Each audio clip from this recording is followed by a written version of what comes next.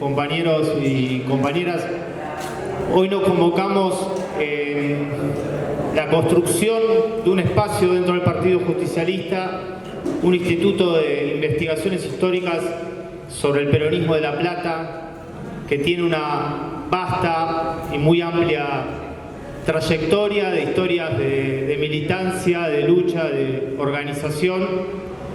Para nosotros es importante este espacio porque no solamente es una cuestión de revisión de fechas históricas, de hechos aislados, sino que tiene que ver con conocer la historia, porque la historia de este país también es el presente, ¿no? ¿Cuántas veces se dijo, por ejemplo, que el peronismo tenía una práctica, no sé, de tipo autoritaria? Y hoy estamos en septiembre, se cumple casualmente no solo de la Noche de los Lápices, sino se cumple en un aniversario de lo que fue el primer golpe de Estado contra el peronismo en el 55. Previamente, otros hechos salvajes, como fue un bombardeo a civiles, a colectivos con pibes en la zona de Plaza de Mayo y diversos hechos. Básicamente, este espacio tiene que ver con recuperar la historia del peronismo de La Plata y generar algunos hechos en ese sentido. Vamos a hacer un libro que tiene que ver con la historia desde el 55 al 73, al menos en esta primera etapa, y vamos a tener acá en el partido exposiciones de compañeras y compañeras que nos van a ir contando esta historia del peronismo de La Plata. Así que brevemente iniciar este evento en este momento con Guillermo Clark, un compañero historiador, militante, que nos está ayudando en construir esta herramienta.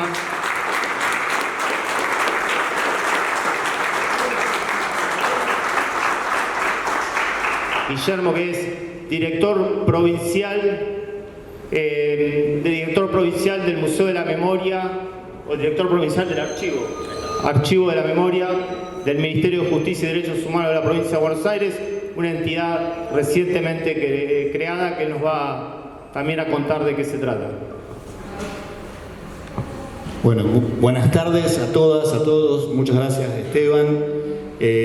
Completo un poco las presentaciones de quienes estamos aquí y para qué. Como bien decía Esteban, esto se inscribe en este espacio que se ha generado a instancias de las autoridades del partido, de un instituto de investigaciones históricas del peronismo, que, como bien decía el compañero, hemos decidido por la extensión, por la riqueza de esta historia del peronismo y la ciudad de La Plata, hacer un recorte en este primer momento y decir, bueno, vamos a trabajar con este periodo que va desde la fusiladora hasta la vuelta del general Perón o hasta la vuelta del peronismo al poder en el 73, meses más, meses menos, podrá ser 55 en adelante, como en el caso de hoy, que empezamos casi muy prolijamente con la fusiladora haciendo lo que sabe hacer, lo que vinieron a hacer, bombardeando, destruyendo, y aquí tenemos a un compañero testigo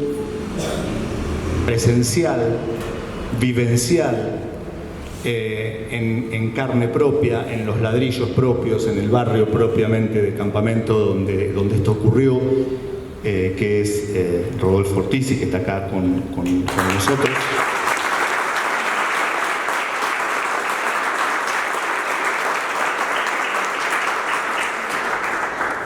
Ustedes lo ven muy joven, pero allí estaba él, siendo muy pequeño, aunque empezó a trabajar con esta historia porque también al peronismo se lo silenció. Se lo silenció no solamente por el decreto 4161, también se lo silenció a veces por lo doloroso dentro de las mismas familias que sufrieron la persecución. Esto nos adelantaba de alguna manera Rodolfo y él va a adelantar. Para poder ordenar esta charla y la edición de estos videos que estamos generando, que van a formar parte de una colección y de la investigación y del archivo de este instituto, bueno, se han sumado a esta entrevista de hoy y forman parte de de este espacio. Claudio Panela, el doctor Claudio Panela.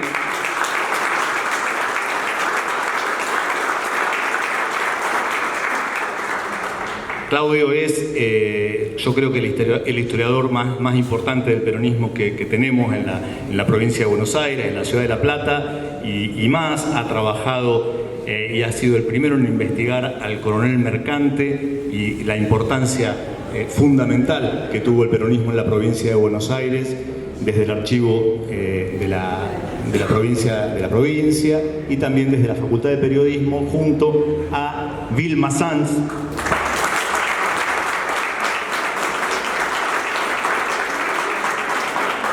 quien es la adjunta en la Cátedra de Historia Argentina Contemporánea de la Facultad de Periodismo y Comunicación Social junto a Claudio, y que hoy nos ha traído unos mapas del barrio Campamento para ubicarnos ahí territorialmente donde todo esto sucedió.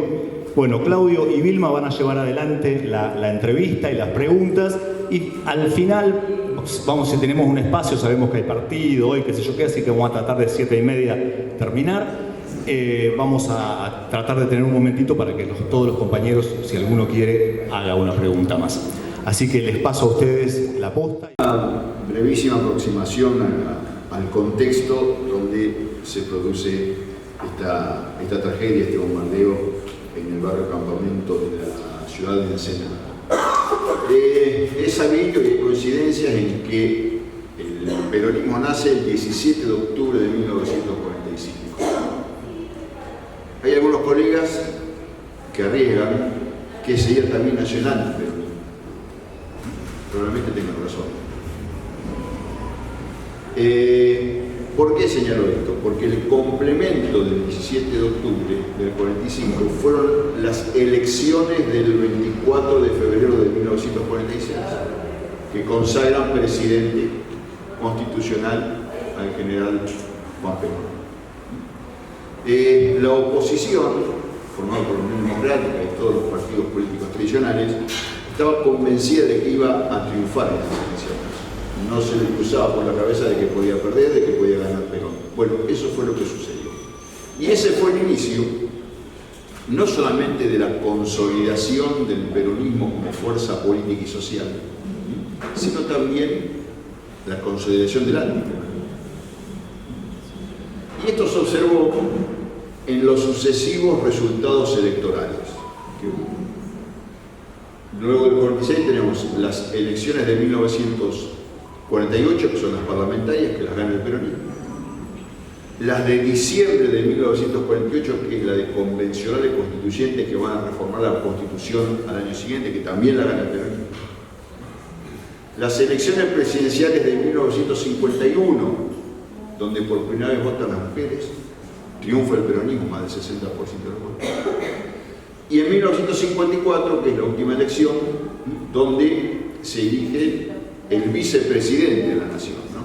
Recordemos que Hortensio Quijano fue el vice de toda su primera presidencia. Evita no lo fue porque renunció a ese honor. Sigue Hortensio Quijano y fallece al poco tiempo de ser reelecto. Entonces se convoca en abril de 1954 una elección de vicepresidente y gana el contaminante Tesser, también con 60 y pico % de los votos. ¿Qué estoy señalando? Que a medida de que pasaban los años y el peronismo se consolidaba electoralmente, la oposición fue generando y asentando la idea de que la única manera de terminar con el peronismo era con un golpe de Estado. Así fue el golpe de Estado fallido de 1951, del general Menéndez, en septiembre del 51, 2 meses antes de las elecciones. Y hay un hecho allí que va a ser determinante, en mi juicio, que fue el conflicto que va a tener Perón con la Iglesia, independientemente del mismo, que nos llevaría mucho tiempo abordarlo. Lo cierto es que eso resquebrajó el frente interno del peronismo, concretamente las Fuerzas Armadas, y un sector de ellas, minoritario, pero que estaban allí, junto con la Armada, que siempre fue antiperonista, comenzaron a conspirar decisivamente contra Perón y en pos de un golpe de Estado. Y ahí tenemos el primer intento que fue, recién se mencionó, el bombardeo de la Plaza de Mayo, 16 de junio de 1955. Más de 300 muertos, más del doble de heridos. Un hecho inédito, que las propias, los propios soldados, en este caso aviadores de la aviación naval y de parte de la Fuerza Aérea del propio país, en un marco de paz, no estamos hablando de una guerra civil, bombardea un espacio público. Y esto le demostró a Perón hasta dónde estaban dispuestos a ir los antiperonistas para que él se vaya. Ese fue el impacto sobre Perón. Por eso él, 3 meses después, entre la sangre y el tiempo, eligió el tiempo. 3 meses exactos después se produce el golpe de Estado, de septiembre del 55. Uno de los focos de la sublevación es la base naval de Ensenada. Se subleva la base naval, ocupa el astillero de Santiago, y las tropas leales, que son del Regimiento 7, junto con un grupo de policías, inclusive de civiles, logran recuperar el astillero y sofocar el levantamiento en este lugar. El levantamiento triunfa en Córdoba y es el inicio, digamos, del fin del gobierno justicialista y el exilio de Perón. Bueno, un poco esto entonces el contexto, por eso el tema de los bombardeos no era nuevo 3 meses después del primer ataque. Y este entonces brevemente era el contexto histórico en el cual se produjo el bombardeo del barrio Campamento. También conocen. Bueno, este es un poco insisto, el panorama, y ahora Vilma nos va a hablar directamente del tema. Bueno, buenas tardes. Me toca presentarlo a Rodolfo Ortiz. Rara es la memoria porque no se puede forzar. Se construye, se genera, se crea, pero en los protagonistas es imposible empezar a pensarla si el protagonista no lo asume. Esto es lo que le pasa a Rodolfo, que tarda casi 60 años en empezar a recuperar la memoria de un hecho doloroso que ocurre cuando él solo tiene un año y medio, que es el bombardeo al barrio Campamento. Y ahí uno podría, digamos, si no pensara en tiempos de memoria, diría tardíamente, 60 años después, empieza a interrogar a quienes quedaban, sus tías, su madre, gente ya de más de 90 años, sobre este episodio que antes le había sido imposible abordar. Esos son los tiempos de la memoria. Digo, trayéndolos acá, cuando nos dicen eso, pasó hace 40 años, bueno, sí, se vuelve porque eso está guardado en la memoria, y ahí está, y en algún momento sale, nos pincha para traérnoslo otra vez aquí. Y esto es lo que le ha pasado a Rodolfo, que indagando y consultando y entrevistando a antiguos vecinos y antiguos pobladores que estuvieron sus padres y lo que relataron, se ha vuelto un experto en esto que se ha dado en llamar en la batalla de Ensenada, que queda, septiembre es un mes cargado de golpes y de desgracias, y que da comienzo a esto que se ha conocido como, que se autoproclama como la Revolución Libertadora, y que en realidad viene a prohibir, a matar, a bombardear en nombre de la libertad. Nada, otra vez, aquí estamos con estas paradojas de la memoria y de la historia y del destino nacional. Así que yo lo dejo a Rodolfo que nos empiece a contar la larga jornada del 16 de septiembre en su casa, que era el barrio Campamento. Gracias, Vilma, gracias.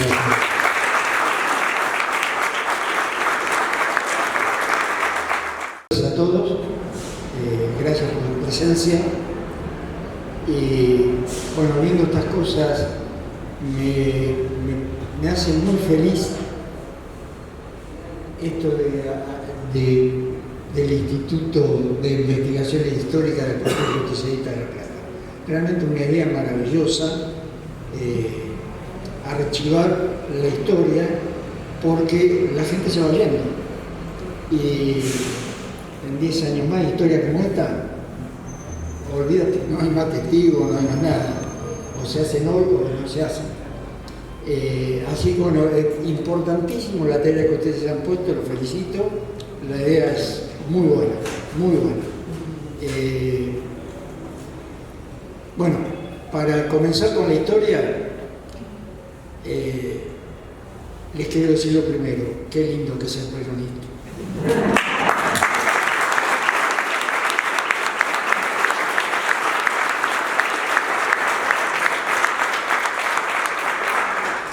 ¿Quiere que le pongamos el plano para ubicarnos? Sí, vaya poniéndolo ahora. Plano del barrio. Claro, vamos a hacer un contexto general de lo que sería el campo de batalla de esto. Fíjate si tenés el otro. El otro. Después conoces. Ahí está, ese. Bueno, me voy a parar un cachito. Esto es una parte de Ensenada, ¿sí? Este es el río Santiago. Rodolfo, acá. Este es el río Santiago. Acá está Berisso. Este es el canal de acceso al puerto. Acá vamos para el Río de la Plata. Acá, que es 1 kilómetro más, está el Río de la Plata, toda la costa del Río de la Plata. Canal de acceso al puerto, lo que se llama las 4 bocas, la entrada al puerto. Acá estaría el puerto ya. Esto es Berisso y esto es Ensenada. La isla Santiago, esta es la isla Paulino, el canal intermedio de la base naval, el canal que separa la base naval de la escuela naval, que es la escuela naval y no la base naval la más importante en toda esta historia que vamos a contar. El astillero Río Santiago, la dársena del astillero. Esto que dice el Ministerio de Marina, en Ensenada se la conoce como la isla de los perros. Es una isla selvática, es una selva, no tiene nada. El canal oeste, y esto que dice muelles y depósitos. Acá, sobre esta costa, toda esta costa, eran los elevadores de granos. Acá salían el ferry que llevaba el personal a la base naval a trabajar, y yo venía. Acá está la estación de Río Santiago, que vamos a hablar bastante de la estación de Río Santiago. El tren salía para allá y iba a La Plata. Y acá está el barrio Campamento. Es una franja así, el barrio Campamento. Si ponen la otra foto, en la otra foto se va a ver bien esta parte.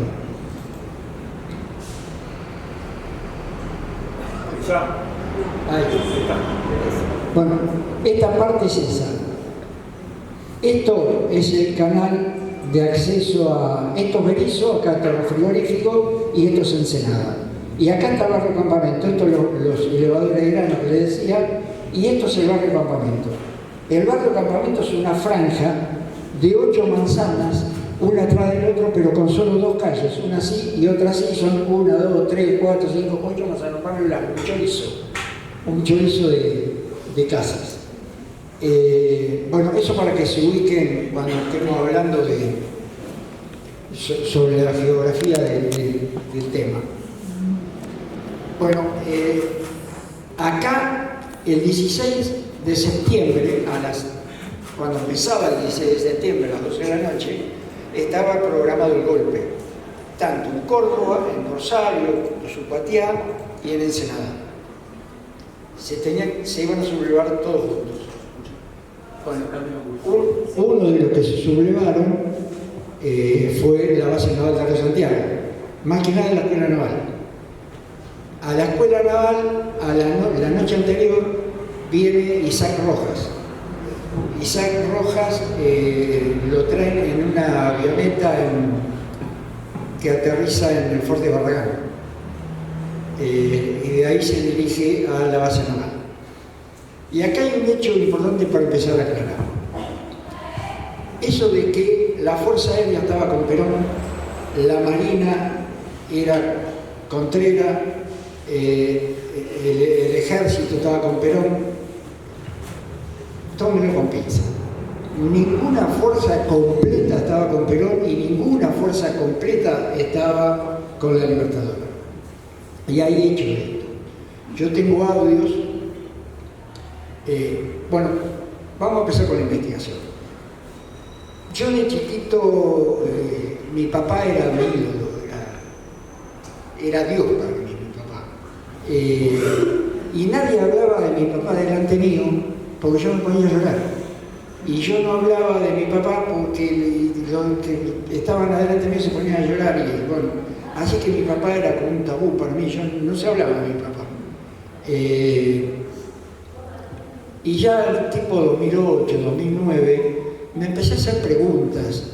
Yo tenía una historia que era demasiado sencilla para hacer como yo la tenía.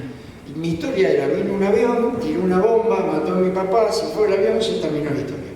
Era cortita la historia. Esa era mi historia de chiquito, que tuve siempre, digo, es bastante chiquita para hacer historia. Y empecé a preguntarme un par de besitos. Y me empecé a enterar de que la cosa era no mucho, muchísimo más grave. Bueno, entre todo esto, cosas que me contaron, en el cielo de Ensenada había más de 60 aviones volando, de los dos bandos. Intervino 7 Infantería, intervino la Policía de la provincia, intervino la Armada. Había 23 barcos, la flota de... La Armada tenía dos flotas. ¿Se acuerdan de eso? Hola.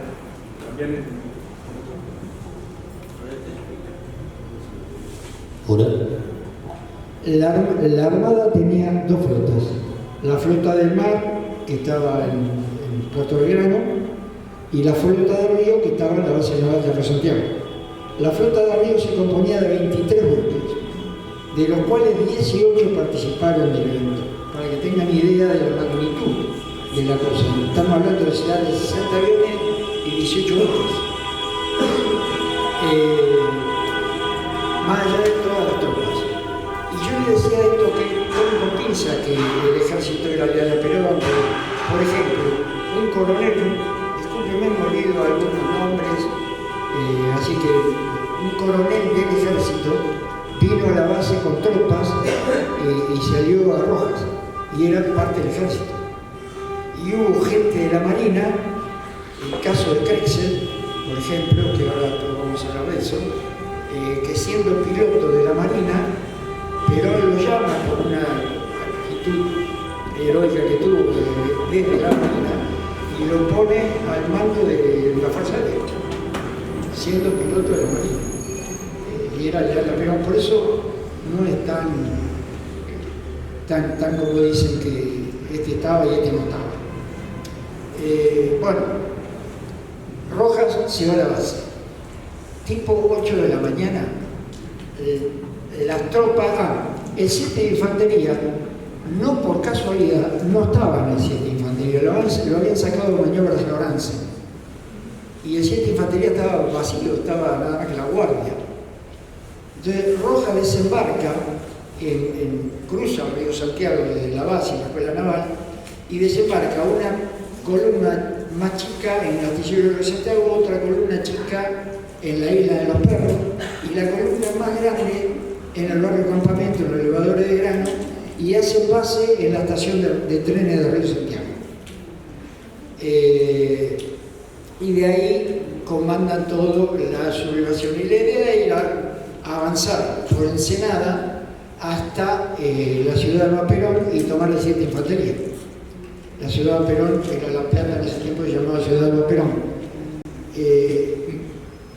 Y tomar la 7ª Infantería. Era muy fácil tomarlo porque en la 7ª Infantería no había nadie, así que no era bueno. Pero tuvieron un pequeño problema los muchachos, de Ensenada no pudieron pasar. Ni siquiera pudieron llegar al centro de Ensenada.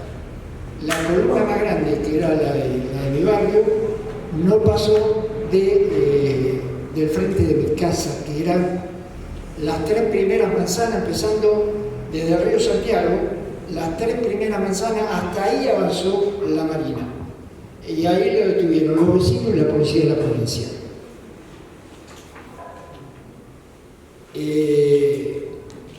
Bueno, ahora vamos a contar una anécdota chiquita de la policía de la provincia y de los vecinos. No sé si... Quería que relate estos episodios de resistencia que aparecen y de profundo peronismo que aparecen en el medio de estas circunstancias tan extrañas de tener el barrio copado por y defendiéndolo de tropas que no era lo habitual. Sí, yo siempre digo que ese día se empezaron a nombrar 2 palabras: resistencia y retorno. La resistencia empezó ese día, y empezó tal que empezó ese día que las tropas, sean de uno o de otro, en realidad están obligadas a estar ahí. Más de uno quizás no habrá que estar ahí ni de un bando ni de otro, pero los civiles no. Los civiles que están por convicción, están porque son resistentes. Y hay un libro de un historiador de Ensenada que habla que los chicos de la UES fueron a combatir ahí a Ensenada, para que tengan dimensión de la historia. La policía de la provincia es la que enfrenta primero a la Marina, y la enfrenta con los vecinos. Para seguir poniendo en contexto, llovió 15 días. En esa época, el 16 de septiembre, estuvo 15 días lloviendo y hacía muchísimo frío, pero mucho frío. Y evacuaron casi toda Ensenada, y el barrio campamento lo evacuaron, no quedó nadie. Solo quedaron 7 familias en el barrio campamento, las 7 familias más peronistas, que de 3 o 4 de esas familias, una es la mía, después voy a contar algunas anécdotas. Y ¿qué hacían los vecinos como resistentes? Le hacían mate cocido, té y cafetura que tenían a los soldados 7 y a la policía de la provincia. Y le daban, porque hacía mucho frío, y algunos se animaron a combatir. Caso mi papá. La historia de mi papá era ferroviario y era señalero de la garita de entrada de la estación de Río Santiago, y estaba trabajando. Entonces, ¿qué hacía? Mi papá iba desde mi casa, para que tengan idea, una de esas manzanas, que es la cuarta, son 8, la cuarta es la de mi casa. Iba desde mi casa, que estaba a mitad de cuadra, hasta la esquina, que era la casa de mis abuelos. Pasaba a ver cómo estaban mis abuelos y mis tíos, doblaba la esquina, hacía una cuadrita más, saltaba al muro, y atrás estaba la garita. O sea, la garita estaba a una cuadra y media de mi casa y a una cuadra de la casa de mis abuelos. Y me venía, ¿qué hacía? Iba a la garita y le preguntaba a la estación de La Plata qué pasaba con los trenes, porque en la estación de La Plata le decían que había un tren preparado para traer al 7 de Infantería a combatir a Ensenada. Y mi papá decía que si él se iba, el tren no iba a poder entrar. Entonces no se iba para hacer entrar al 7 de Infantería. Y bueno, mis tías tampoco se fueron. Y bueno, en esto, a las 2 de la tarde empezaron. El tiroteo y los bombardeos fueron desde las 9 de la mañana, que fueron los primeros, hasta las 5 de la tarde. No es que se tirotea o bombardea un ratito, una hora. Fue tremendo, realmente fue tremendo. Hace unos días, un mes, encontraron una bomba más en el Canal Oeste, una bomba que se supone que es de esa época, Pues yo cuando tenía 10 años encontrábamos 6 o 7 bombas cuando dragaron el continente. Así que esa es una más de la que quedó. Bueno, en el bombardeo,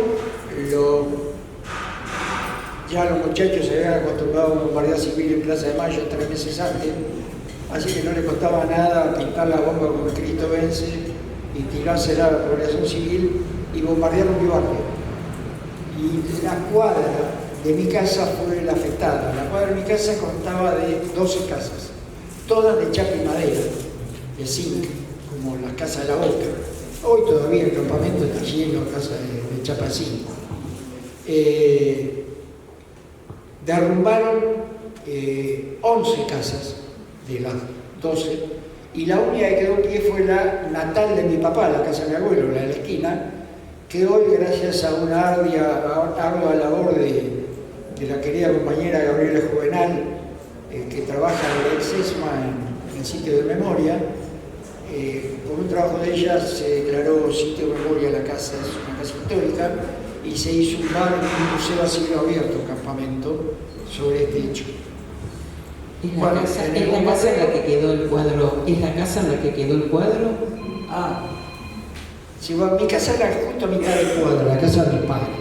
Ahí bombardean, se cae la casa, y ahora te cuento esta historia, se cae la casa, mi papá nos mete abajo de la mesa a mi hermana, a mí, a mi mamá, y él no entra abajo de la mesa, bombardea, se cae la casa, y a mi papá le pasa una esquirla de la bomba por la espalda, le sale por el pecho y le saca un pulmón. Lo mató en el acto. Yo no me acuerdo nada de esto, porque toma cuenta, yo tenía 1 año y medio. Mi hermana, que tenía 3 años, le pregunto y lo único que me dice que se acuerda es que los soldados del 7 nos sacan de abajo los escombros, levantan la chapa, nos sacan de abajo de la mesa, pero primero a mi hermana, después a mí, y mi mamá gritaba, esto lo cuentan mis tías también, gritaban que no se lleven los chicos donde lo voy a buscar. Y un soldado del 7 dice, tranquila señora, no lo voy a llevar, la sacamos, usted se va a ir todos juntos al hospital. Y mi hermana dice, cuando la sacan a ella, un soldado levanta una chapa y ve la cara de mi papá llena de sangre abajo de la chapa. Y eso es todo lo que se acuerda mi hermana. Bueno, y 2 casas más allá, entre la casa de mi papá y la casa de mi abuelo, estaba la casa de Dalma. Dalma es una de las que se quedó. Y era muy peronista. Y tenía las casas de chapa y zinc, normalmente casi todas tienen un espacio de material. Normalmente la mesada de la cocina, un pedazo del baño, pero todas tienen un tramo de material. Bueno, la casa de Alma tenía una habitación de material, se derrumba toda la casa y queda, por ahí hay fotos de esto que les voy a contar, y queda un pedazo de pared, o sea, un ángulo, así para arriba y así, o sea, y una ventana, en una pared una ventana, y en la otra pared que queda un cuadro de Perón colgado. Y mi tía, que tenía 92 años, cuando la entrevisto, me cuenta esta historia y me dice, y quedó colgado, se torció un poquito pero no se cayó, ni la bomba pudieron voltearlo.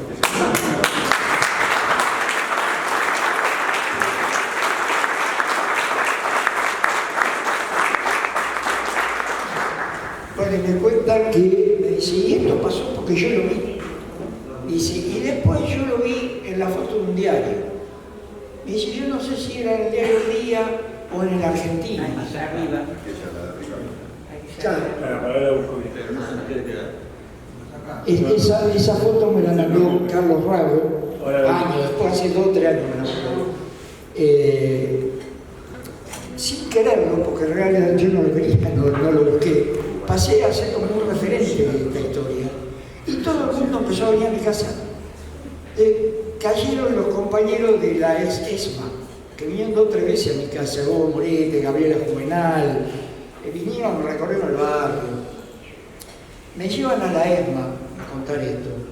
Y me atiende Hugo Morete. Hugo Morete, un compañero, cuando estamos viejos ya los dos, y nos empezamos a mirar. Entonces me dice, vos sos el Flaco Ortiz, y dice, vos no te acordás de mí. Digo, la verdad que no. Dice, yo soy Gogo Moretti. Digo, no, querido, estás viejo. Gogo era un militante de Montonero, militaba en Montonero, en Ensenada, del barrio Mosconi, y nos conocíamos de la militancia de los 70. Otra historia, otro seminario.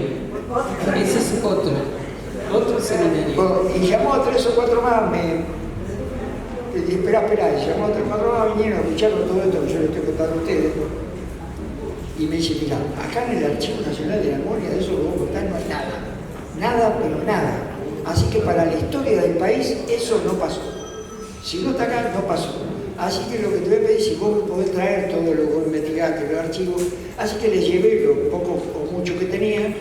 Ellos hicieron una presentación, se la aprobaron y ellos empezaron a investigar, hicieron una investigación mucho más profunda y más profesional en todo el país. Claro. Y esa foto no existía. La foto del diario era mucho más borrosa. Esta foto me la manda Carlos Rago. ¿Quién es Carlos Rago? Es el fotógrafo oficial del Ministerio de Salud de la provincia de Buenos Aires.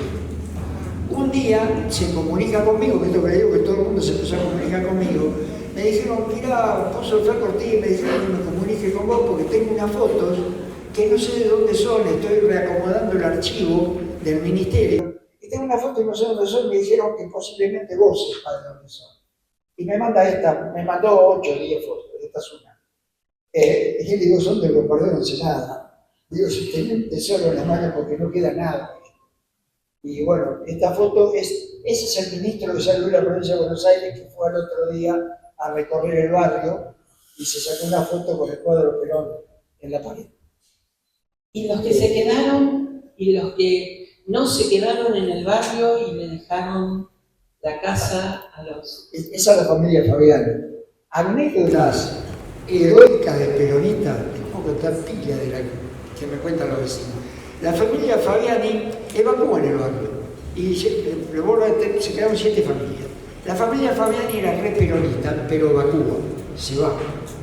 El padre de Ivón, que tiene mi edad y se me la primaria juntos, de René, me cuentan ellos, el padre le deja la llave a los soldados de 7 infantería.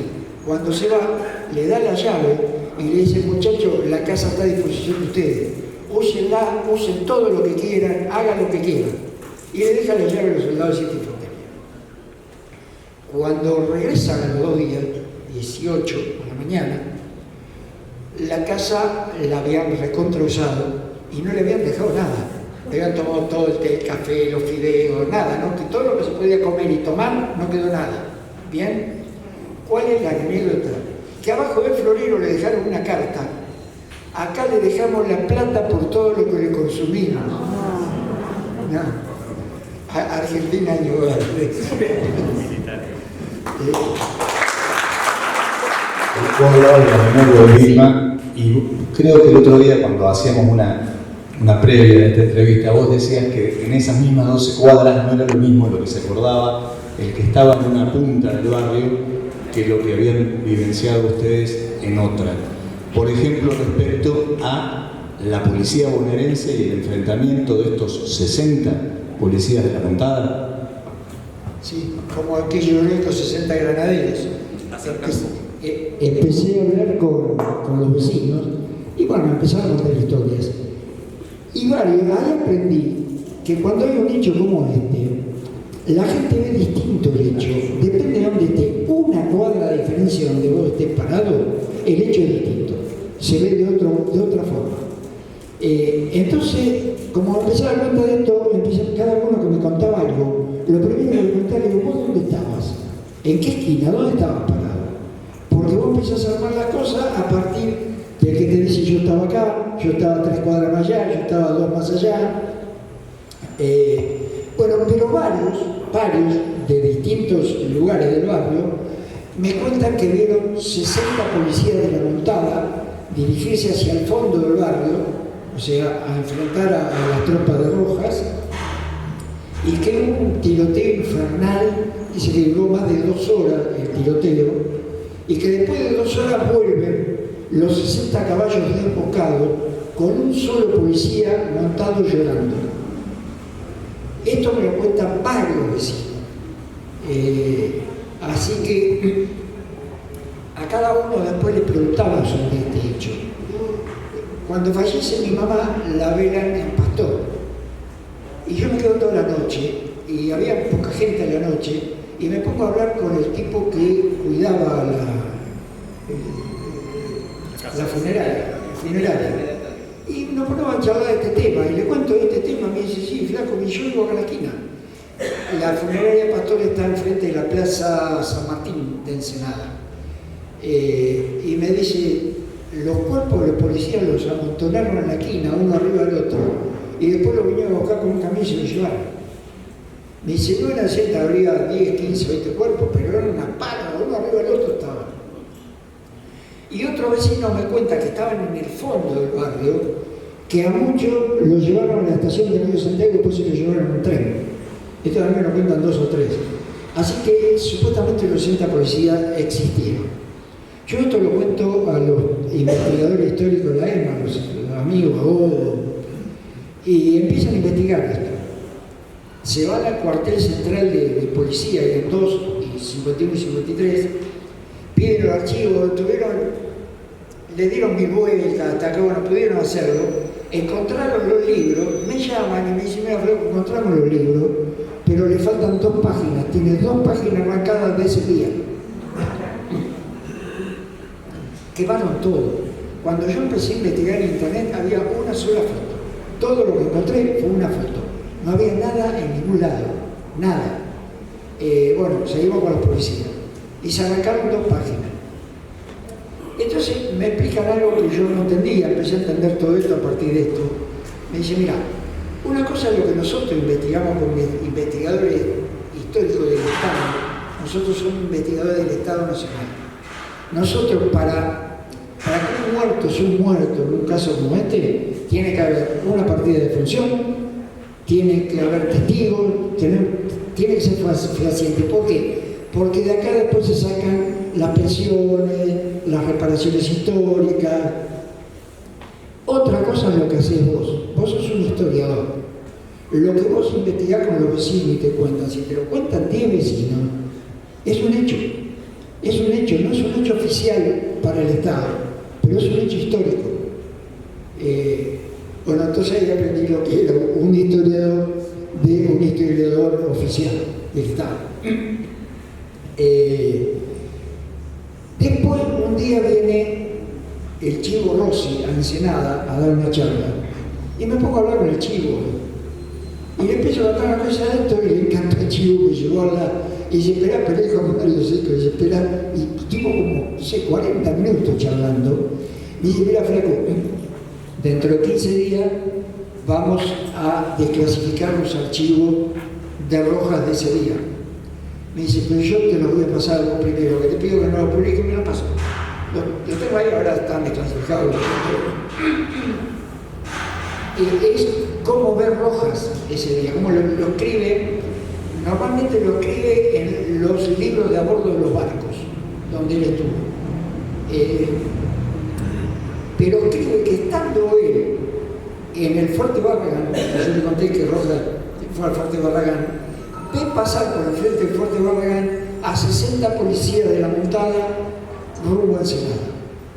Y por primera vez hay algo oficial de alguien que vio a los 60 policías escritos por Rojas. Y ahí estaban los 60 policías de la provincia. Más adelante, me llaman un día los chicos de la EMA y me dicen, Flaco, tengo una para vos que te vas a morir. Me dice, fue una fiesta, no sé dónde habían ido. Dice, nos ponemos a hablar con un tipo que debe tener 88, 89 años ahora. Y empezamos a hablar de este tema. Y el tipo dice, eso pasó, eso es cierto.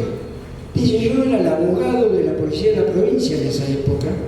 Era el cuerpo jurídico de la policía de la provincia, y al otro día, a los 2 o 3 días, hubo 28 pedidos de pensión de policías muertos ese día. Entonces dice, no fueron 60, pero por lo menos ya hay 28. Le digo, fueron 60, 28 eran los casados, los solteros no pedían pensión. Si hay 28 casados, tener 32 solteros. Bueno, así que está esa historia de los policías. Sí, una pregunta, hablaste de Rojas. ¿Cómo se fue Rojas una vez que es sofocada ahí la sublevación? Bueno,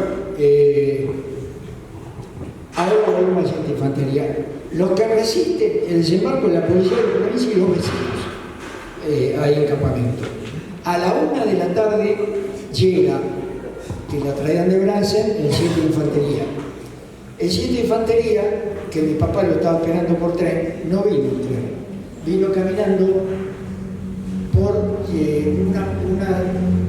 una parte de la columna por el camino Rivadavia, lo que es el camino Rivadavia, la 32, lo que ustedes conocen como la 32. En ese tiempo se llamaba Camino Blanco. Ahí me cuentan vecinos del barrio, cuando se evacuaban por otra vez, llovió 15 días, ya venía lloviendo, estaba todo inundado ese campo, que es el mismo campo que Benoit cuando pasa. Dice que los aviones pasaban... Es un humedal urbano, todavía hoy sí.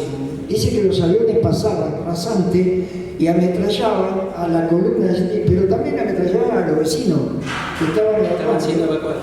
Y se tiraban al barro. Esto me lo cuenta la familia Fabián y la de Plata de los Soldados, que la madre estaba embarazada y se tiró al barro porque los ametrallaban. Y era terrible, fue terrible todo esto. Bueno, llega el 7 de infantería y empieza a retroceder, porque lo que había hecho la policía y los ciudadanos era detenerlos, pero no hacerlos retroceder. El 7 de infantería los hace retroceder a las 5 de la tarde, entre las 5 y las 6 de la tarde, cruzan nuevamente el río Santiago a la base y se repliegan en la base. Para esto los aviones bombardeaban, allá habían bombardeado a la 1 de la tarde, bombardearon mi casa y 11 casas de esa manzana, que por ahí van a ver la foto, está todo destruido, esa es la cuadra de mi casa. Pero también bombardean en la base naval. Había dos buques fueron fundamentales ahí, el King y el Murature. El King y el Murature eran mellizos. Sí, el King y el Murature eran producto del astillero Río Santiago, se habían construido en los primeros años del año 40, son votados en el año 47, primero el Ara Murature y después, 8 meses después, el Ara King, que son similares, son gemelos, son buques de patrulla. Ahí están. El 20 es el Murature y el patrullero 20. El 21 es el King.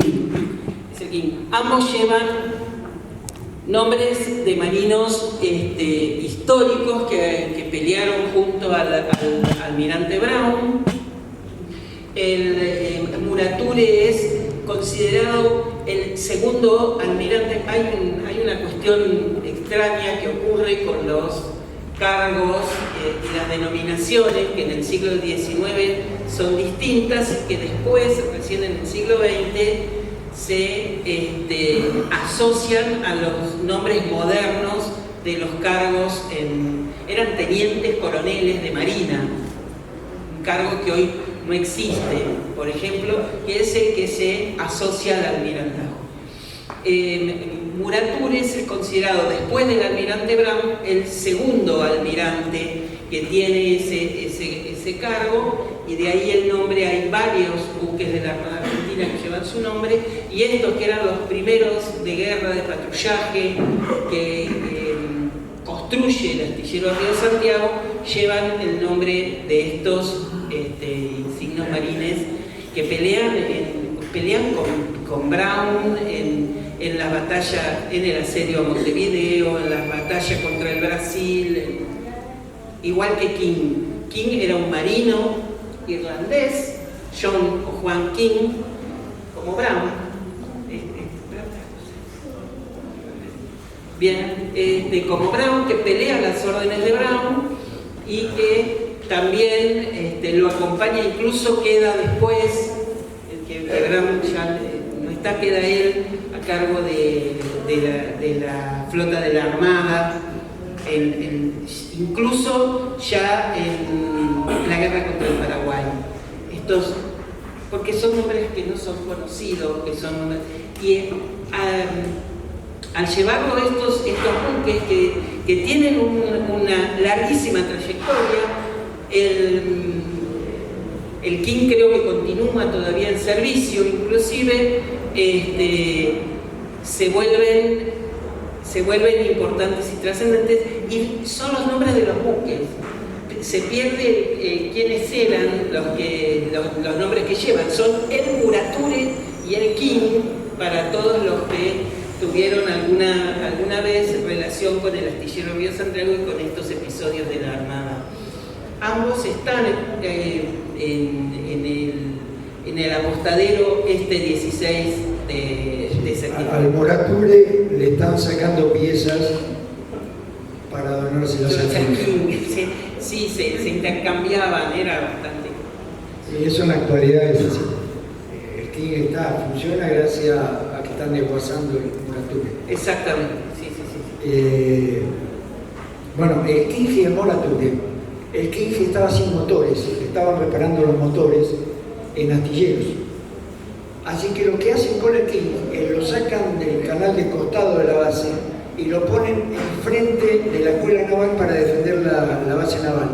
¿Por qué? Porque si bien no tenían motores, todo el armamento del buque estaba intacto. Bueno, desde el Murature bombardearon astilleros, bombardearon el barrio. Y, por ejemplo, bajaron un calquín, cayó un calquín detrás del Club Regatas. ¿Qué es un calquín? ¿Qué es un calquín? Un avión calquín. Por eso es lo que yo le quiero que... El calquín es un avión chiquito argentino. Ahí va, de fabricación nacional. Exacto. Que llevaba 2 pilotos y esto lo conté porque me lo había contado un vecino, y gracias a la investigación de los chicos de la ESMA consiguieron el nombre y apellido de los 2 muertos de ese avión que se cayó. Te digo que la investigación de los chicos de la ESMA da, en principio, sin contar los 60 policías de la provincia, 35 muertos en la zona de Ensenada y La Plata. De Berizo no pasó nada, todo fue en Ensenada y La Plata. Pero hay 35 muertos ya con partida de función. Después, hoy yo investigando, como mi abuela paterna es uruguaya, tengo familia en Uruguay, cuento yo, con todo el mundo que hablo de esto, y me mandan de Uruguay los audios de los noticieros de Radio Carve de ese día. Y tengo los audios de Radio Carve de ese día. Y los audios dicen que el Lara Cervantes y el Lara Rioja salen a las 7 de la mañana de la base naval de Río Santiago, y que internándose, cuando se van a internar al Río de la Plata, son bombardeados por los termíteros y son dañados severamente. Y dice que de uno desembarcan 18 muertos, 7 muertos y 18 heridos, de los cuales uno fallece en camino al hospital de Carve, y del otro desembarcan 2 muertos y 6 heridos. Y piden asilo en el puerto de Montevideo. Cuando un barco pide asilo en un puerto, en un conflicto, en un país extranjero, no puede volver al conflicto. Se tiene que quedar en el puerto, no puede volver nunca más al conflicto. Y dice que el Cervantes desoye la internación, da vuelta y vuelve a la zona de conflicto. Esto para que vean la magnitud del conflicto, que se bombardeaban barcos, cayeron aviones. Bueno, el caso de mi barrio, dicen los vecinos que me cuentan, es que lo bombardeó un Abraham Lincoln. Un Abraham Lincoln es un avión norteamericano de la Segunda Guerra Mundial, un bombardeo cuatrimotor, de 2 aviones por ala, muy grande, y dice que estaba humeante, que volaba muy, muy bajo, varios vecinos decían que era muy bajo, y soltó la bomba. Ahora, ¿por qué soltó la bomba ahí? No se sabe bien, pero ahí estaba haciendo infantería. Justo enfrente de mi casa estaba haciendo infantería.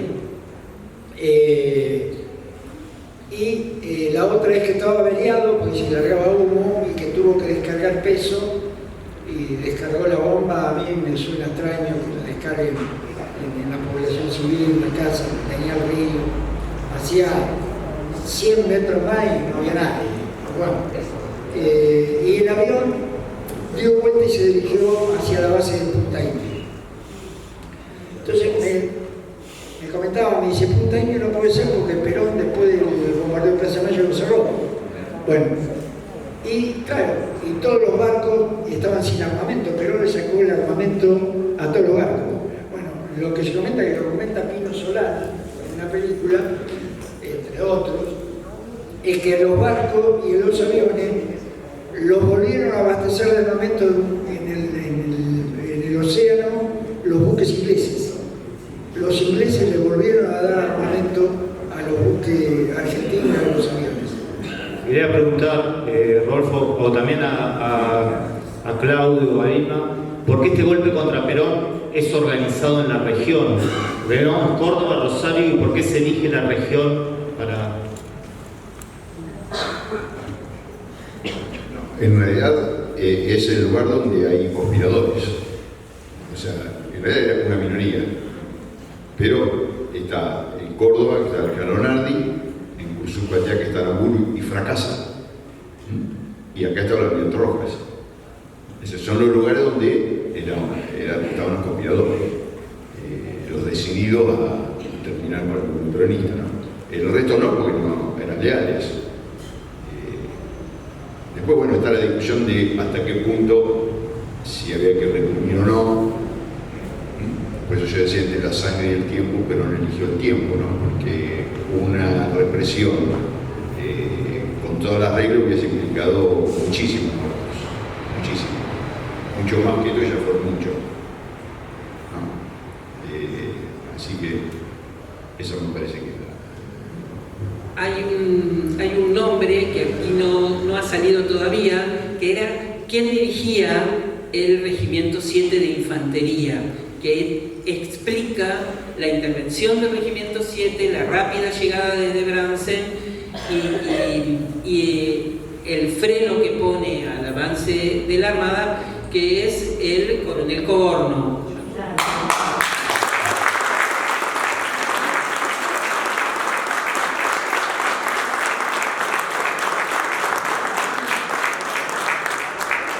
Que es en realidad quien sale en defensa del gobierno y después, un año después, será uno de los fusilados en el mismo Regimiento 7, que no logra, que ha sido después también el propio Regimiento 7 es bombardeado. Los vecinos del barrio de la actual Plaza Islas Malvinas comentan que en distintas ocasiones, en distintos levantamientos, el Regimiento 7 es bombardeado. Siempre es un objetivo el Regimiento 7. Lo fue en el 55, lo fue en el 56, lo fue en el 62 y en el 63. Pero que la peor represalia la tienen en el 55.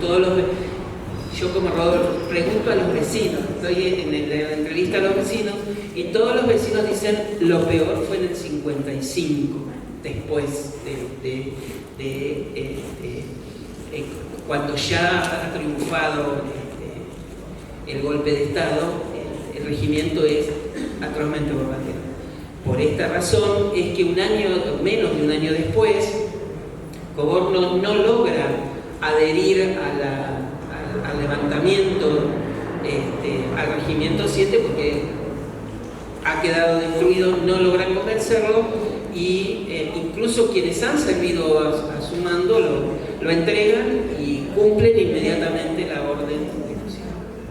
Si no, una postilla sobre el Regimiento 7, conocemos en 1982 su participación en Malvinas, ¿no? Con muchas bajas.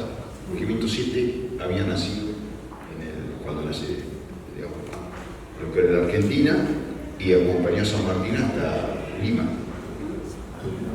Es el primero regimiento del país. Gracias,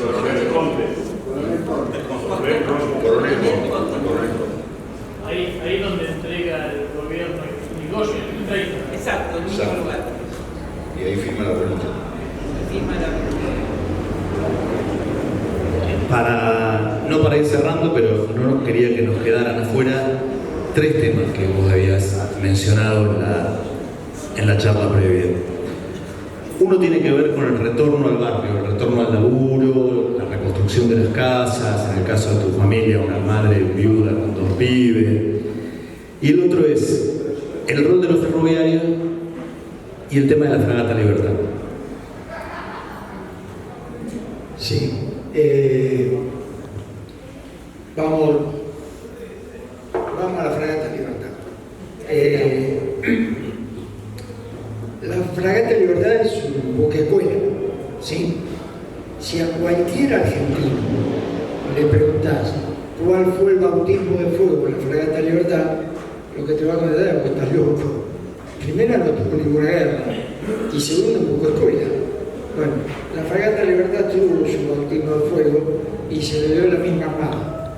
Cuando bombardean astilleros, la Fragata Libertad, el 13 de diciembre del 53, va Perón al astillero a botar el primer barco que se hace en el gobierno, que vota astillero el gobierno Perón, y pone el primer remache de la Fragata Libertad. Así que la Fragata Libertad estaba en Rada, estaba fuera del agua, ya estaba el casco enterito, ya estaba casi para botar, porque después se bota se ponen los mástiles. Y bombardean la Fragata Libertad. ¿Cómo se sabe esto? Porque un día me llama el indio Corso, Raúl Corso, que es el director del Museo de Astillero, me dice: Flaco, venite para Astillero que te quiero mostrar una cosa. Esto hará 6 años, 7. Hacen limpieza en Astillero, cosa que hacen periódicamente, cada 6, 7 años sacan todas las chatarras. Bueno, hacen limpieza y los techos de los galpones astilleros, que la mayoría no debe conocer astilleros, son altísimos, son inmensos. Dice que cuando están limpiando, encuentran escondida una chapa con una carta. Y la carta decía: los laburantes de astillero escondemos esta chapa acá que pertenece a la Fragata Libertad, que fue bombardeada el 16 de septiembre de 1955. La cambiamos y la escondemos porque la están buscando para tirar a la chatarra. Alguien la va a encontrar un día y la carta para que sepa de dónde es esta chapa. Hoy esa chapa está en el Museo de Astillero de Santiago.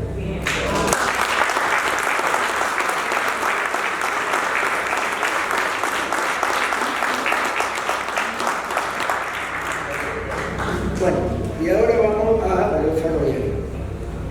Cuando llega 7 Infantería empieza a hacer retroceder a la Marina, lo hace junto con la policía, con el que ya estaba ahí la policía postada y los vecinos.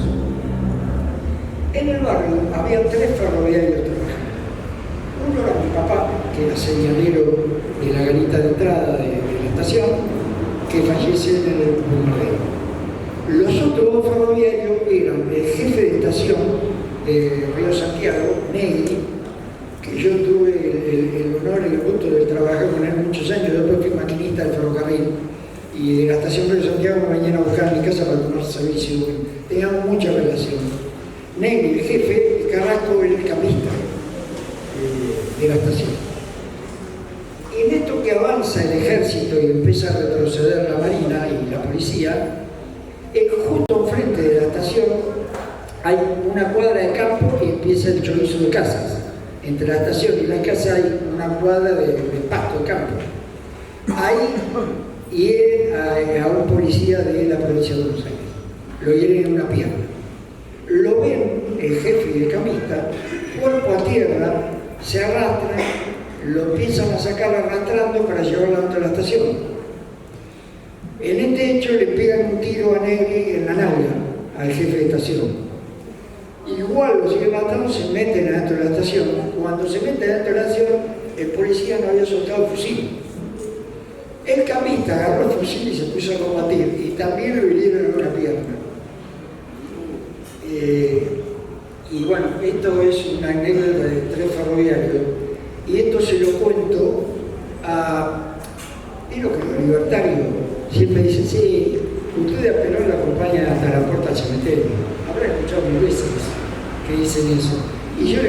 historia, digo, aparte de los 30.000 compañeros desaparecidos, tenés hecho de esto pila. ¿Sabés cuántos peronistas acompañaron a Perón adentro de ese partido?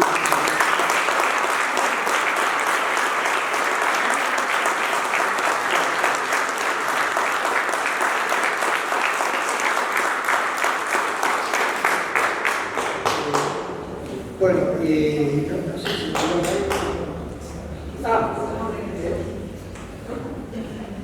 Y las dos personas que son además enterrados uno al lado del otro.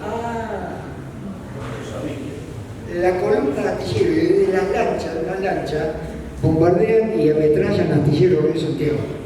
Ahí ya estaba el 7 Infantería.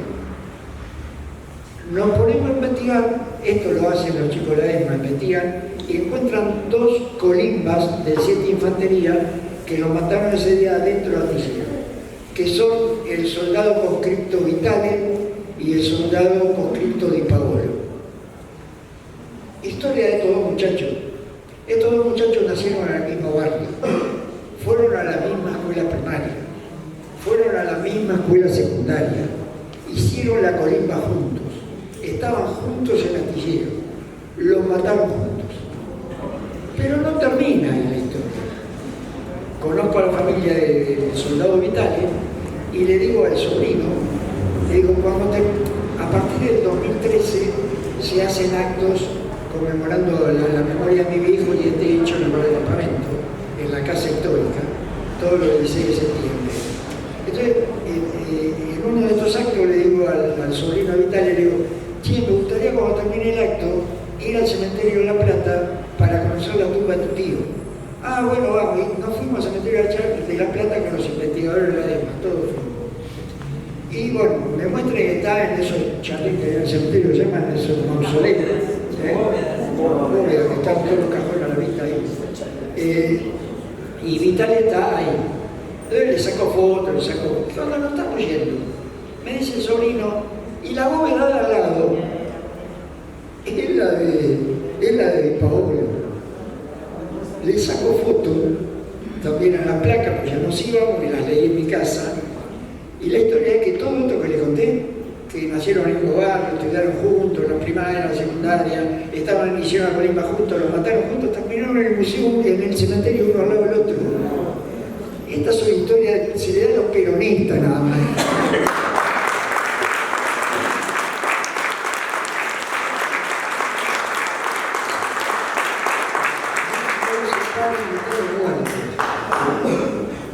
Bueno, y le cuento una más.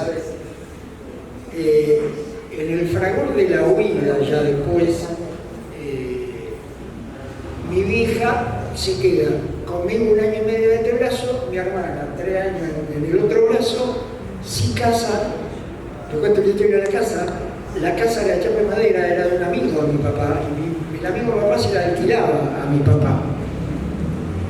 Y como era muy, muy amigo, le dice, che, Cholo, le decía a mi viejo, che, Cholo, ¿por qué no me la compras la casa? Y mi viejo le dice, tengo 2 pibes, soy febrero, ¿querés que te compre la casa? Bastante que te la puedo alquilar. No, dice, pero mirá, en vez de pagarme 1.000 pesos, cualquier monto, en vez de pagarme 1.000 pesos, pagame 1.200 por mes y te la vendo. Ah, bueno, sí.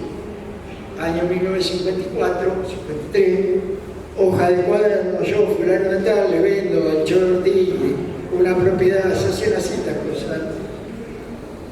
Se quema la casa, se quema el papel, se muere mi viejo y a los 3 meses se muere el amigo de mi viejo. Las casas se hacen todas nuevas, la Libertadora las hacen todas nuevas, pero no se la entregan a mi vieja.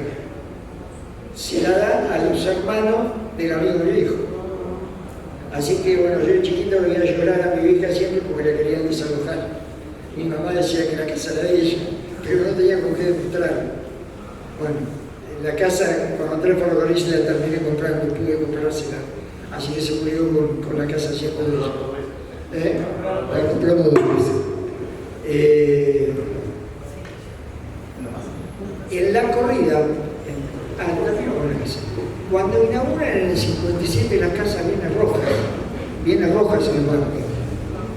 La una de las casas que va es a la casa de la esquina, que es la única de chapa que quedó, son todos chalecitos iguales, y la única es la casa de mi abuelo, la casa Y cuenta mi tía, la tengo filmada, mi tía está de 92 años. Dice, salimos y nosotros no queríamos ni nos asomamos. Pues estaba roja, todos los chicos de la escuela, con la bandera, todo para entregar la casa. Y tenían un perro que yo lo conocí, que se llamaba Bobby, un cusco peludo negro. Y más bueno, Bobby era más bueno. Y se usa a golpear la mano y Bobby ladraba y ladraba. Salimos, era Roja que estaba golpeando. Y Bobby lo quería morder. Y los perros lo querían hacer. Y bueno, y en esto de la huida, un día mi mamá se va a la casa de una amiga, pues se quedó sin casa, en el barrio Villadete, lo que es Cabo Verdiano, y un día aparecen con un camión, dice Elsa, y se venía, que te rescatamos esto. Era el compañero del PJ, que le trajeron 3 camas, 3 colchones, frazada, aparador, mesa, silla, ropero, una máquina de coser que en el pie dice Fundación Eva Perón, que todavía la tengo, esa máquina.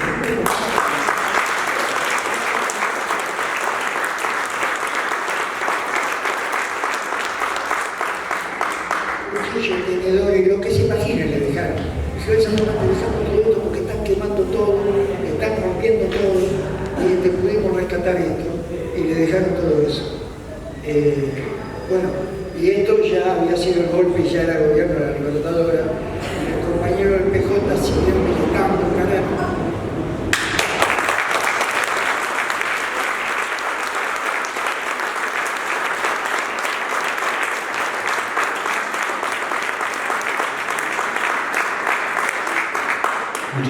Muchas gracias Rodolfo, muchas gracias por compartir esta historia en primera persona, de carne y hueso, que es la historia de todos nosotros, de todas nosotras, es la historia de nuestro pueblo, de nuestra región, que está llena de héroes, de solidaridades, de empatía, de gente que lo que comió te dejó la plata, de gente que anotaba en un cuaderno la compra de una casa o que se quedaba en la garita como tu viejo para que pueda entrar el regimiento y pagaba con su vida.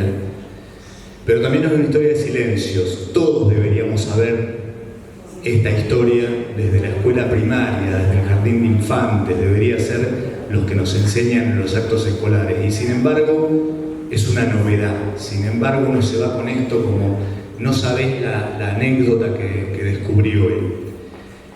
Y esto es un problema y también es una explicación de dónde estamos y cómo estamos y qué pasa con el pasado, qué pasa con los pibes, qué pasa con el presente, qué nos pasó a nosotros.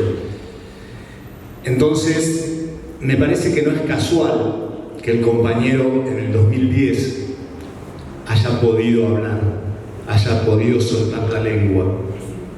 No es casual que hayan sido los años de Néstor y de Cristina los que nos permitieron a los argentinos poder mirar hacia atrás, poder analizar, poder pensar lo que había pasado, poder hacer justicia. El moratorio, me contaban de los 2 buques que hablaban, fue un centro de detención clandestina en Zárate. Digo, esta historia que de una dictadura que no paró, que tuvo apenas en esa 73 y hasta la muerte del general un respiro, una apertura, y luego siguió hasta el 83. ¿No? Lo que hubo en el medio para el peronismo siempre fue dictadura. Frondí, Civil, también fue dictadura. Entonces, la llegada, yo creo, de otros tiempos que a vos te permitieron, ya tan un poco tarde, como decía la compañera, pero que tiene que ver con eso, tiene que ver con que el país, la sociedad, estaba también dispuesta a escuchar, ¿no? A escuchar y a ver lo que es el peronismo y a ver lo que es el antiperonismo en tiempo presente también. Es lo que vimos y lo que estamos viendo. Así que me quedaría pedirle a Ariel, al presidente del PJ, que ha habilitado este momento. Primero vos querés hacer una aclaración y después pedirle a Ariel que cierre. Sí, yo lo que le quería decir para terminar es que se me olvidé de algo. 6 meses después que muere mi viejo, muere mi abuelo. porque me contaban mis tías, también lo tengo filmado todo esto, que mi papá era el hijo rebelde de mi abuelo, el que le fumó antes de los 18 adelante, el que a los 11 años le dijo yo no uso más pantalones cortos, y se mataban a pares y no sabés, pero eran los ojos de tu abuelo. Cuando matas a tu papá, tu abuelo se tiró en la cama, no se levantó nunca más, no quiso comer y a los 6 meses se murió. Eso por un lado. Y por el otro lado es para todos el orgullo de Ensenada en el 55 era parte de la ciudad de La Plata. Ensenada de Berisso. El orgullo de pertenecer a esta zona. Yo tengo profundo orgullo de mi ciudad, de Ensenada, de mi barrio. Es una ciudad resistente. Resistió las invasiones inglesas.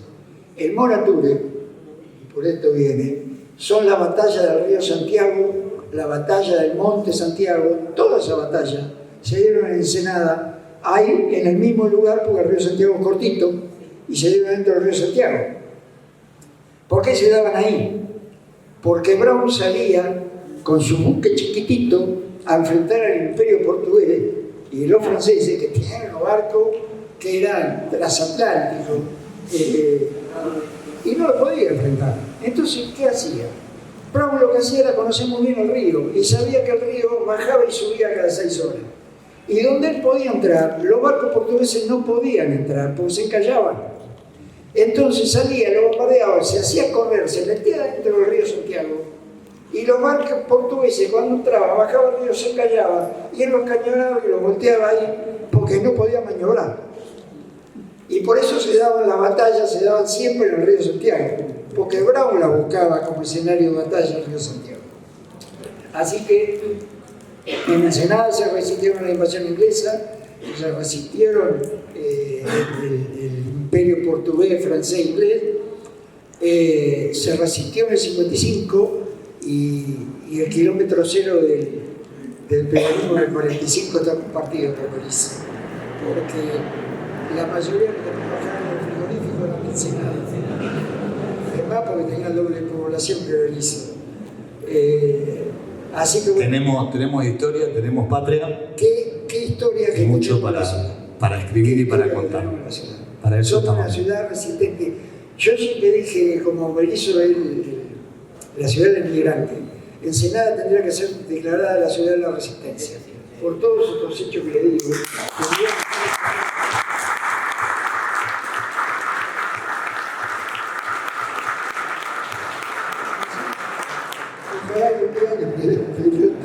y esto sea un anhelo mío, pero yo mucho por eso no puedo hacer. Bueno, un abrazo a todos y gracias, Ariel, todo tuyo. Muchas gracias. Buenas noches.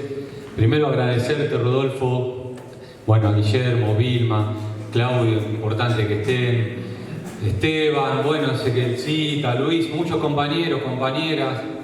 Cuando pensamos el instituto, que en realidad no pensamos en el instituto, siempre lo hablamos con Lalo, entendimos que teníamos la necesidad de tener esto.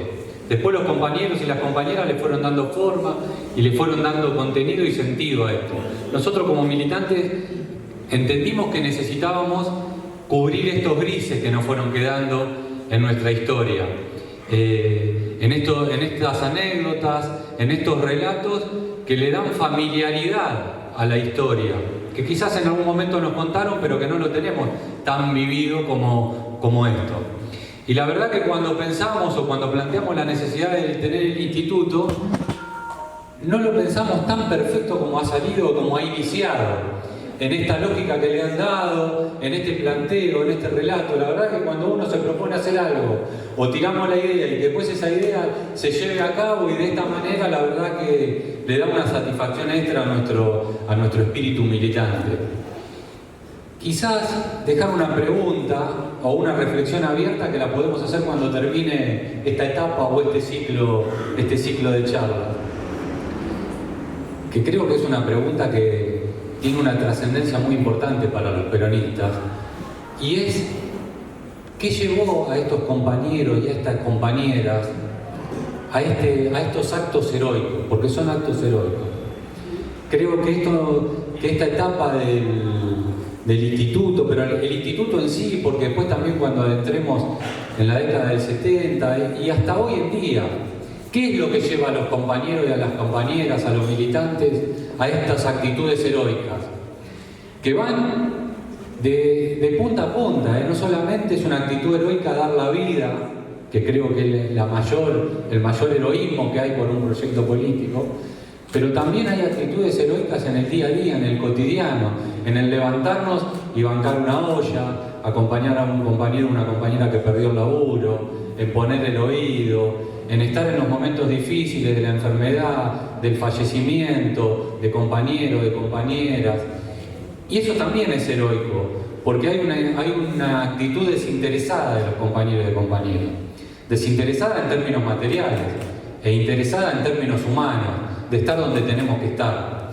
Por eso, ojalá que ya culminando el año, cuando hagamos un raconto, poder sentarnos y hacer una charla de por qué estas actitudes heroicas. Y creo que en encontrar ese por qué va a revitalizar la militancia que nosotros nos estamos dando día a día y esta pelea que estamos dando día a día.